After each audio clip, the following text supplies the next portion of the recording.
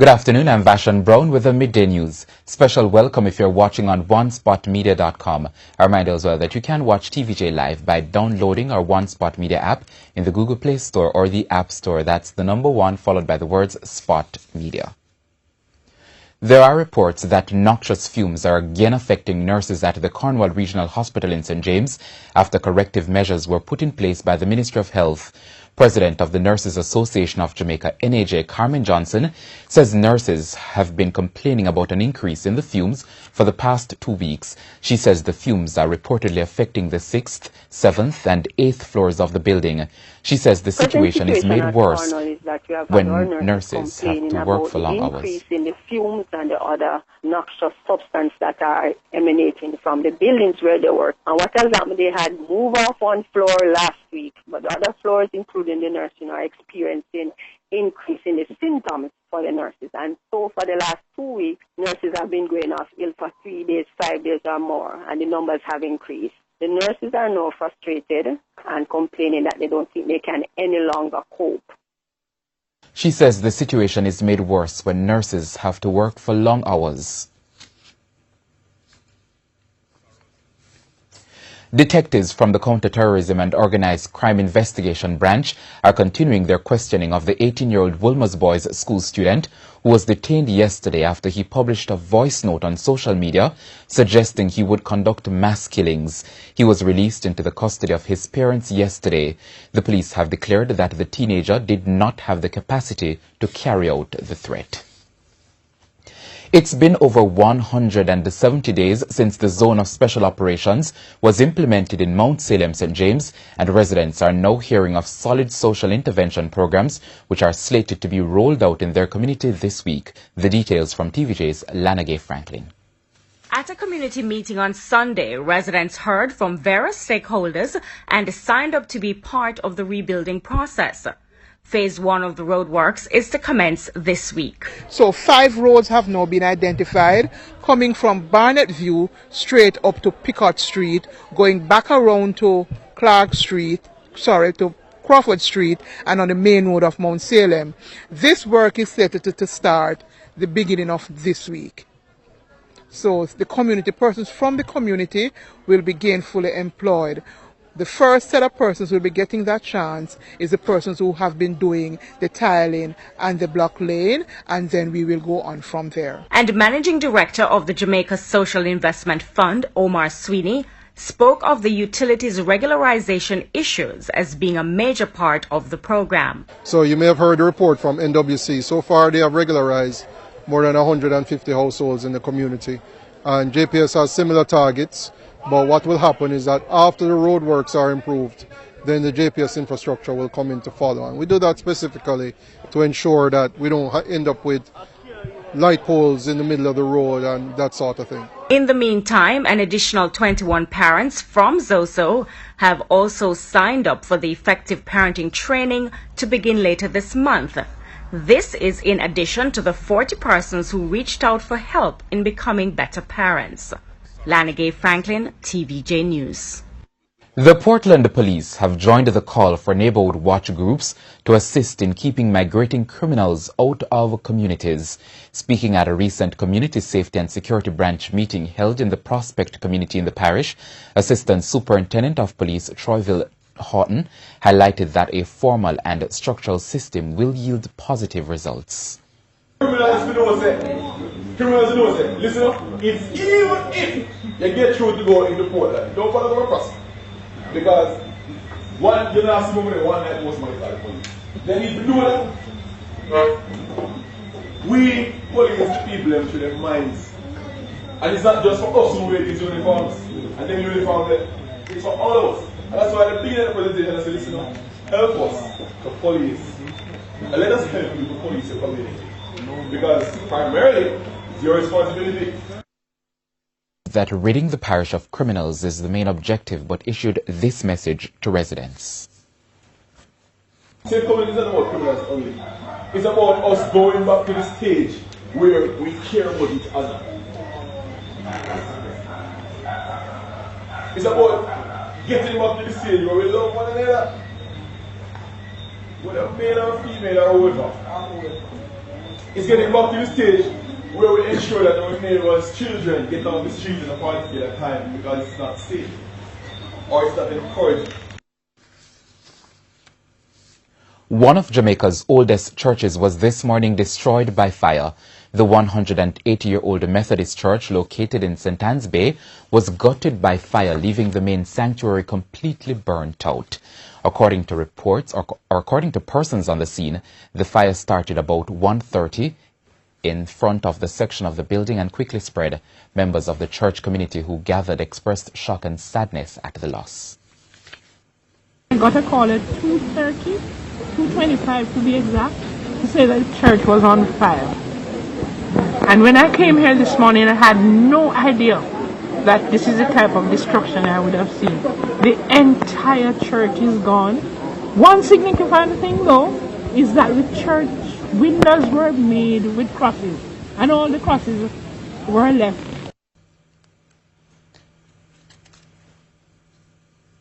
Another member of the church lamented that the church lost the 107-year-old pipe organ.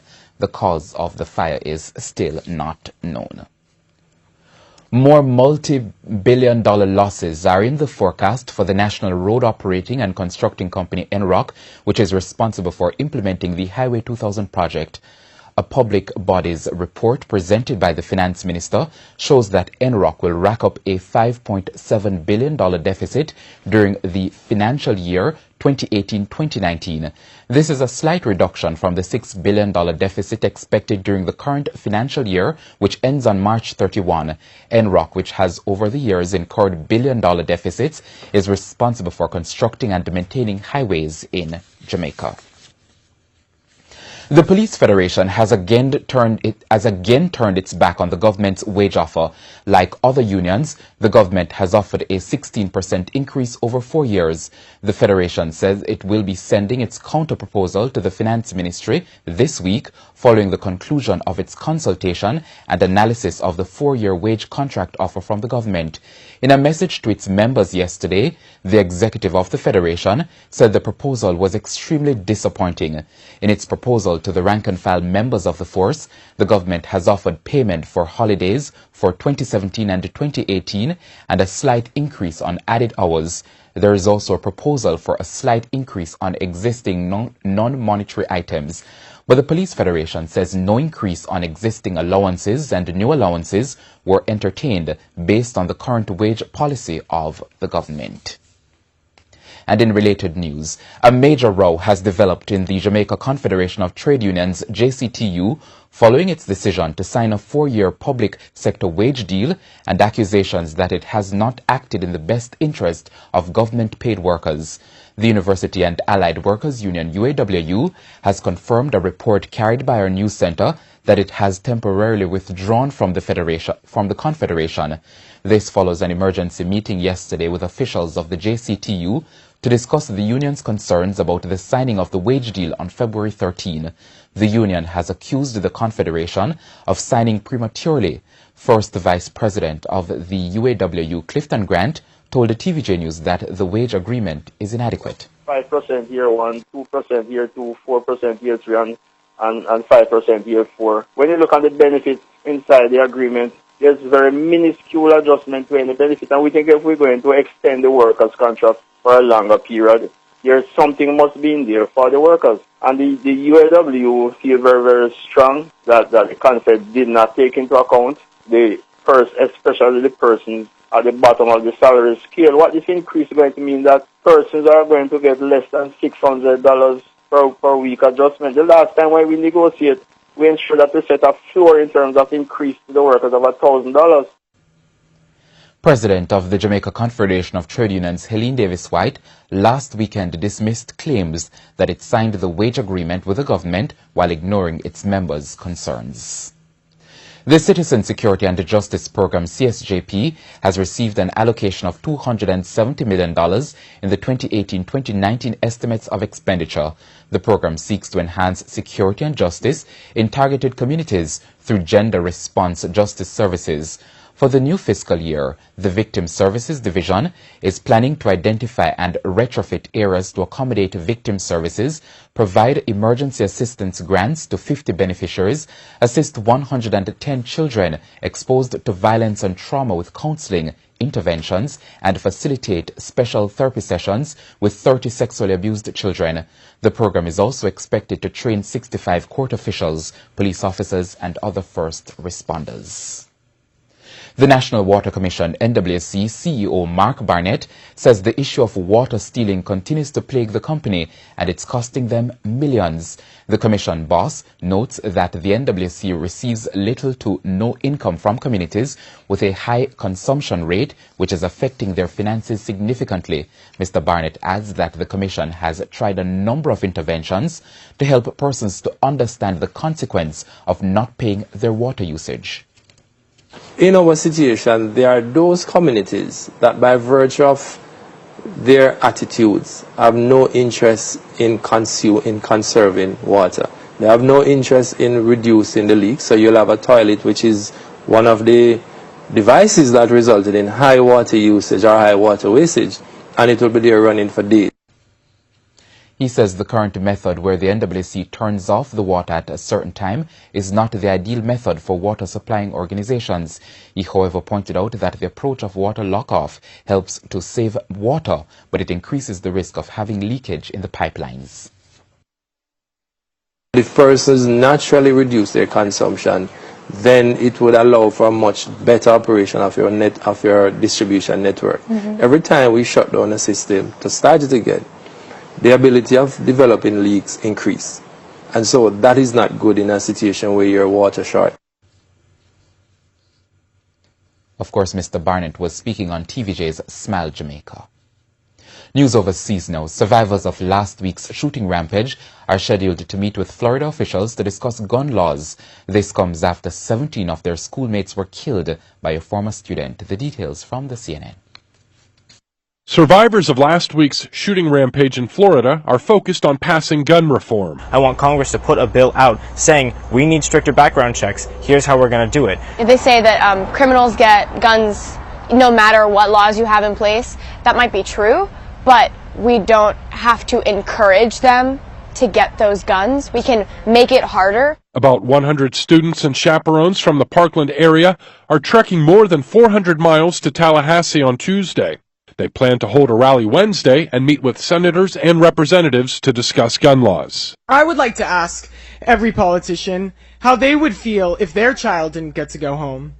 How they would feel if they didn't get to enjoy another meal with their children, and how they would feel if they never got to see their child grow up and live a wonderful life. Meanwhile, Marjorie Stoneman Douglas High School, the scene of the fatal shooting, is reopening in phases. Staff members will return Friday, and officials hope to have classes back in session next Tuesday. I'm terrified to go back to school. I want change to happen so badly. I don't want to feel unsafe in my own school. Sadly, we have to stand up and take charge because nobody else will, because our elected officials certainly won't. And time now for sports. Humber Lions' 1-0 win over Harborview in the Red Stripe Premier League on Sunday not only gave them 3 valuable points, but condemned Boys Town to life outside of the Premiership next season. TVJ's Karen Madden has more. This is the goal that sent the Red Brigades packing from the Premiership, with Craig Foster, the former arena marksman, scoring a crucial stoppage time goal for Humber Lion. With the win, Humber Lion moved to 33 points and safety from the drop, leaving Boys Town firmly at the bottom of the table on 17 points. Harborview are 6th on 36 points. Valuable, everybody trying to grab as much points as they can. We are trying to aim for the top 6 and to come to Harborview and get a winner in the last. With a tough game, could have gone both ways. But hats off to the guys. They showed character. They worked very hard today, and it's a very big 3 points for us today. Boys Town's hopes were left hanging by a thread after their 2-0 defeat by Portmore United through goals from Jeremy Lynch and Rashane Sharp. And the news of Harborview's defeat would certainly break hearts around the Rema. And the Sandals appear destined to be another team who spent only a season in the nation's top flight when they were beaten 1-0 by Tivoli Gardens at Stets, courtesy of a cheeky goal by Junior McGregor. Tivoli moved a place to third on 43 points and must feel their top 6 spot is all but assured. Coming here to play against Sandals, we know that it will not be an easy task despite Sandals is in the relegation zone. You know, we believe that we give it we all. We have managed to score a good goal from the corner spot and we have defended stoutly right throughout the game. In the latter part of the game, we have created some easy opportunity which we have failed to capitalize on. Hence the results remain as it is, you know. We are pretty satisfied with the 3 points and we are pleasing for it. While Sandals are just a defeat away from packing their bags. Elsewhere on Sunday, Cavalier were held to a 1-1 draw by visitors Waterhouse at Stadium East. The Jewslanders took the lead in the 41st minute through Alan Otti from the penalty spot, his first goal for the club. But Siobhan Marsh responded in the 74th minute to earn his team a point. Oh, definitely. I thought we played exceptionally well. I thought that the team moved the ball around very well, got a couple of opportunities. I thought we also dominated possession, but, you know, at the end of the day, goals win match. What is important for us is not to look at what is behind us now. We have 2 games in hand. We still are competing. I think the league is well defined. However, Cavalier had a scare when Gadale Irving was knocked unconscious and taken to hospital. TVJ Sports understands that he was released early this morning and is recuperating at home. Karen Madden, TVJ Sports.